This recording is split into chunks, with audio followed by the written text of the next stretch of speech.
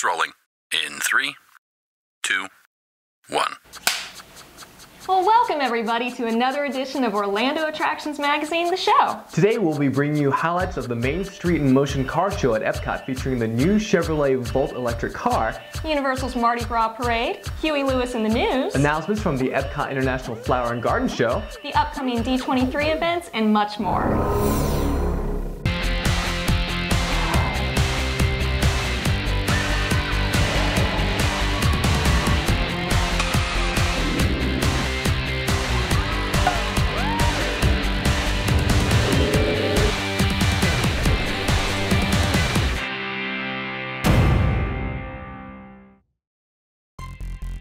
Hello everyone, I'm JD Trussell. And I'm Jessica Steele Allen. Today's show is brought to you by the Kissimmee Convention and Visitors Bureau. If you're looking for fun things to do or great travel deals, go to visitkissimmee.com. As always, we'll be bringing you the latest attractions news and information from around Central Florida. If you'd like more details about the things we cover on the show, you can find it on our website at attractionsmagazine.com.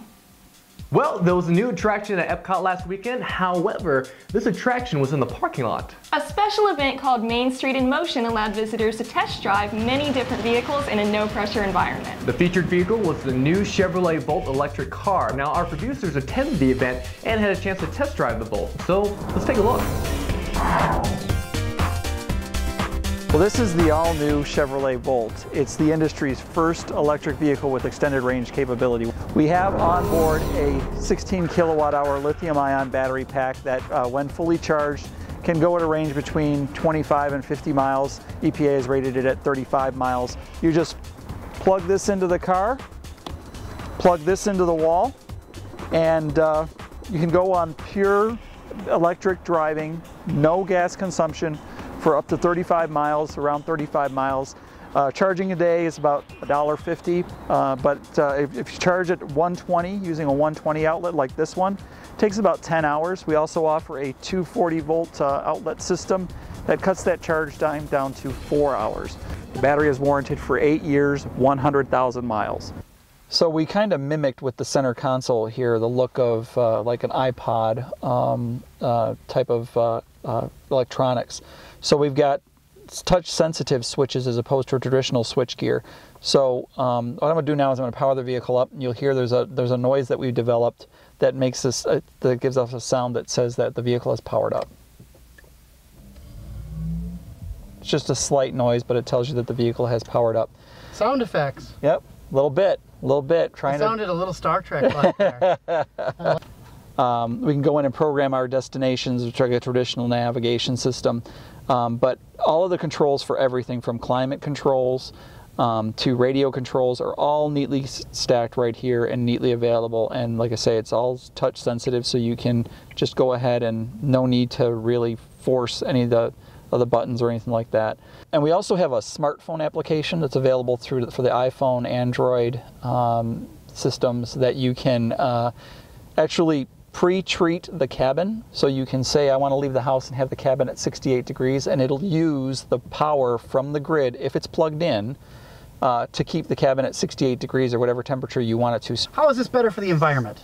Well, if you think about it, theoretically, if you could always run on the battery alone, you'll never use an ounce of gasoline. So you could, as opposed to using gas and using fossil fuels, imported oil, you could run off of electricity that's generated and developed at, in your local community. That's fantastic. I got to drive it now. Yep. All right, I got all excited to listen to Kevin with this new Chevy Volt. Time to give it a test drive for myself. I'm going to throw it in reverse here. Look at the backup camera. You can see where I'm going. It even gives me a little, as I turn the wheel, it tells me where my path is going to be. So I've got this on my Toyota, but not this. This is showing me my path. That's pretty neat. Now that's cool. Take a look at that. I know I'm not going to hit those cones over there. These backup cameras sure make it better. Caution. So check that out. And just let me know I was approaching the curb. Let me go a little bit closer. Oh yeah. This car practically drives itself. Now this is cool. Now I'm going to put my foot down on the accelerator, not the gas pedal. Oh, did you feel that? You guys didn't feel it, but you probably saw the camera move. You know, I've been talking about it for 3+ years. I thought they're never gonna do it. Here it is. It looks amazing. Drives amazing.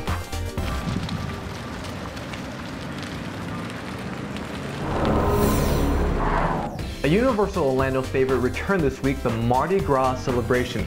Live concerts, colorful street performers, authentic Cajun food, and of course, the Mardi Gras Parade. This year, the theme of the parade involves the elements of earth, wind, fire, and water.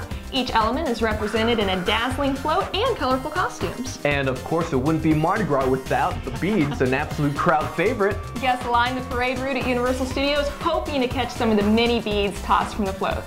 And over at SeaWorld, Huey Lewis in the News was the news last weekend at the Bands Brew and Barbecue. We were there and caught some of the action. It's alright, have a good time, 'cause it's alright, whoa, it's alright.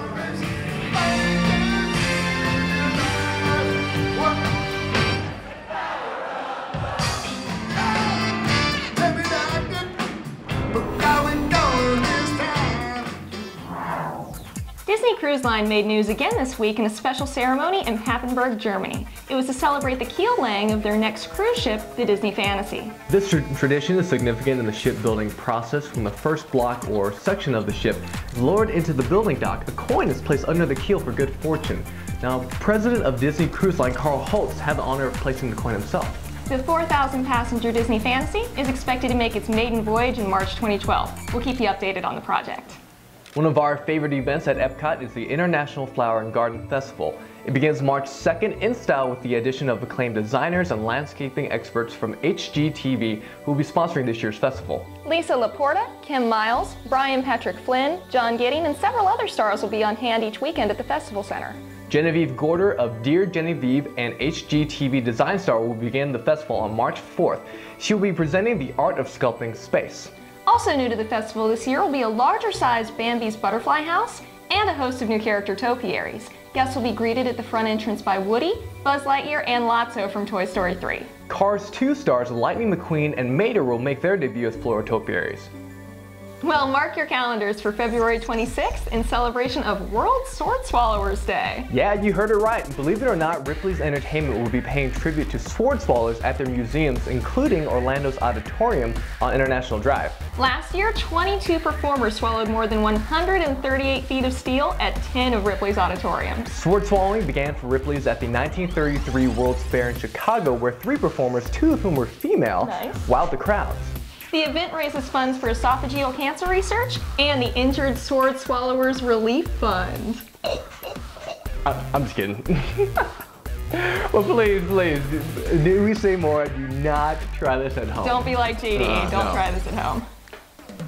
For you die-hard Disney fans, D23, the official Disney fan club, will be hosting a members-only event in celebration of Disney World's 40th birthday. Destination D, Walt Disney World 40th, will take place in the Fantasia Ballroom of Disney's Contemporary Resort on May 14th and 15th.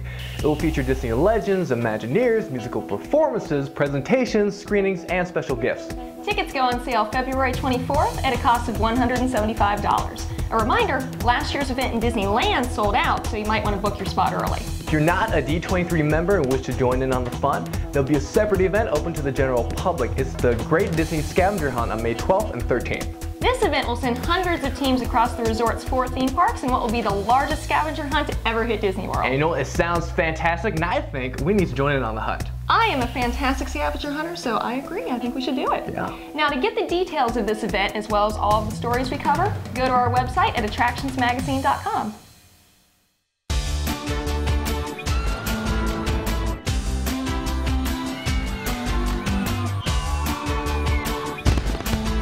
For easy vacation planning, go to visitkissimmee.com.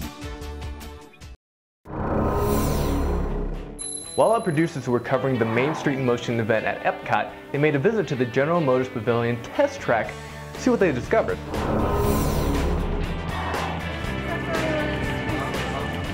We are up in the General Motors Conference and Training Center at Test Track presented by General Motors here in Epcot. And let me take you on a few of the highlights of our area up here. This is one of the perks that our VIP visitors, our guests, get to see up here. It's the only place you can see inside the park without actually being on, or inside the ride without actually being on the ride.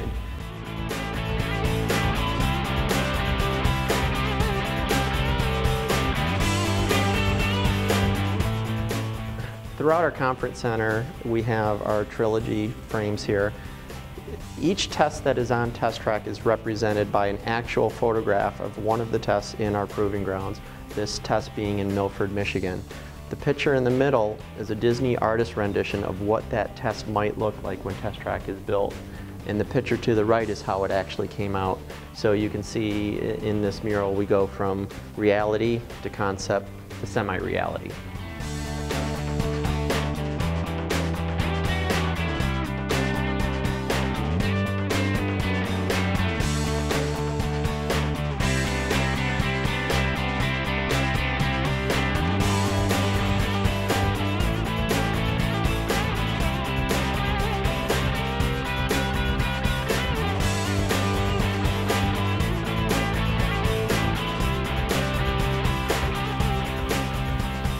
And this is probably the most exciting feature of our lounge up here is this panoramic view of Epcot here. You can see if you start over to your left, you can see all of Future World spanning all the way across to the right.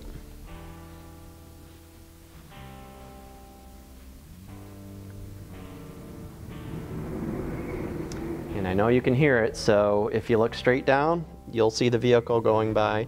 By the time it hits this point in the track, it's doing 65 miles an hour on a 50-degree bank. You're pulling just shy of 2 Gs when you hit this point. Disney recently announced a new meet and play experience at Hollywood Studios beginning this May, featuring Phineas and Ferb. The pair will have guests help them recreate some of their favorite moments while they film a movie with director Cletus Fillmore. Look for the fun near the exit to Muppet Vision 3D. Now, the Sheraton Safari Hotel and Suites near downtown Disney has been sold. The new owners are planning a $25 million redevelopment of the property to be completed by spring 2012. The plan includes a new pool complex, expanded conference facilities, revamped guest rooms and family suites, a new fitness center, and an upgraded contemporary restaurant and lounge. And now for stars in the parks. Actress-singer Vanessa Hudgens was seen posing with the Beast at Disney's Hollywood Studios. She's co-starring in the upcoming motion picture Beastly being released in theaters March 4th. And also spotted at the studios was Dr. Ian Smith. The medical expert and best-selling author posed with Nurse Minnie. He's a co-star on the VH1 reality show Celebrity Fit Club and the creator of the 50 Million Pound Challenge. The doctor's vacationing at Disney World with his family. For those of you who like to visit our area, you'll find the information in our Attractions magazine invaluable. It's the perfect companion along with our show to keep you updated on all the happenings in Central Florida. Of course, the easiest way to get your copy of the magazine is with a subscription, and it's easy to do. Simply go to our website and click to order your copy and subscribe. But if you prefer, you can also pick up a copy at your favorite major bookstore. And if you're more of a tech kind of person, order the current issue in our free iPad app. We're excited to report that our show is being viewed now in over 50 countries outside the US, and it's especially nice to hear from you. So today we thought we would feature comments from our fans in other countries. From Singapore, J Nugs wrote, "Love the new set. Keep it up. Listening from the small island of Singapore, home of Universal Studios Singapore. Thanks for watching, J Nugs." And Insane Geek 19 said, "Hey, I'm from Panama and I always watch you guys. I visit Orlando with frequency, so I always watch your videos. Actually, I want to thank you a lot for making this show." Well, you're welcome, Insane Geek 19, and thanks for tuning in. Robert from London commented, "I really look forward to watching the show every Thursday. The very best way to keep up to date with what's going on in the parks. Please give me a shout out on the show one of these days." Robert in London, here's your shout out. Thanks a lot for writing it. Robert London, that's your shout out. And from Ireland, Paul Brady wrote, "Just dropping a quick comment to say I'm loving the show on YouTube every week. Look forward to watching it every time. Me and my girlfriend are heading to Orlando for 2 weeks in July. Hope to maybe see you over there. You know, that would be great, and you never know whenever we're filming, so look for cameras." Of all the comments we've received to date, perhaps this is the most endearing. Abram Kelly said, "I've had to be in the hospital for quite some time now, and I want to say, Every time I see Attractions Magazine, the show, pop up in my subscriptions box, it makes my day much brighter. Thank you so much. Peace and love, Abron. Abron, we thank you for the comments that you've written us. We've read them all, and we really love hearing from you. We also hope that you get a lot better and that you're out of the hospital soon. I'm Boyd. I'm Eddie. And we are about to do the slingshot. Woo! Oh yeah! Here we go.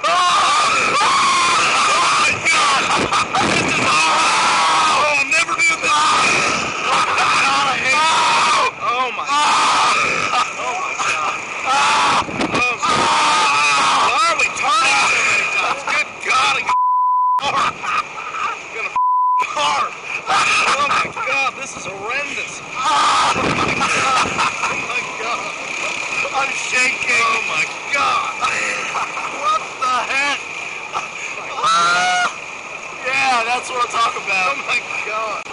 I think my heart's gonna fail. I'm shaking. Oh my god, man. There you go. I hate you. I'll always hate you. Thanks to Boyd Fulmer and Eddie Green for sending in that video of their experience on the Magical Midway Sling Shot ride on International Drive. Sorry, we needed to bleep out some of your excitement. And to the rest of you, get busy. We want to see your video too. And now for some upcoming events around town. JD, what do you have for us? Well, Jess, I have a lot of great news to share this week, but this piece of news you definitely don't need. NBC's The Biggest Loser producers will be looking for new contestants in Orlando. Auditions will be held on March 5th at the Groove in Universal City Walk. Contestants should have at least 100 pounds to lose, be outgoing with a desire and competitive edge to vie for the grand prize of, guess it, $250,000. Yeah. The Atlanta Braves are returning to the ESPN Wide World of Sports complex at Disney for spring training. Their first game will be with the New York Mets on February 27th. And the Houston Astros will be doing their spring training at Osceola County Stadium in Kissimmee. They'll be playing the Atlanta Braves for their first home game on March 1st.